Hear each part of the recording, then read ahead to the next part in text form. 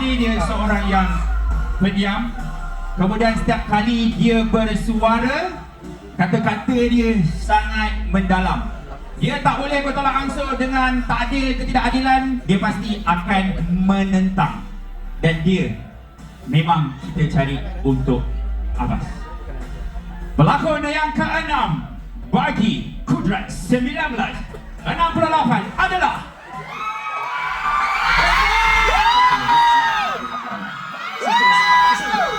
Selama ni kau makan kita orang nak gagalkan kau ke atas.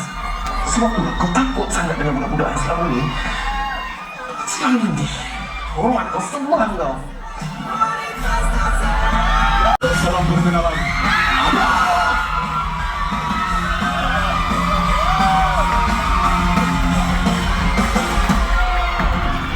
Assalamualaikum semua. Jadi tuan-tuan, untuk ini dah Zairani. Baik, go. Lengkaplah sudah 6 kita dah reveal. Apa yang you boleh kongsi untuk Abbas ataupun Kudrat 1968? Pertama sekali, Alhamdulillah. Terima kasih Social, Justina, Ika sebab bagi saya peluang untuk memainkan watak Abbas. Also, terima kasih dekat semua yang datang untuk malam ini untuk meraihkan 1968 Kudrat. Okay, untuk Abbas, dia seorang yang tegas dalam menentang ketidakadilan. Itu je saya boleh bagi tahu. Itu je dulu. Solid. Tapi kita happy kan dengan baik, anda bersama dengan kesemuanya. Sekali lagi kita temukan untuk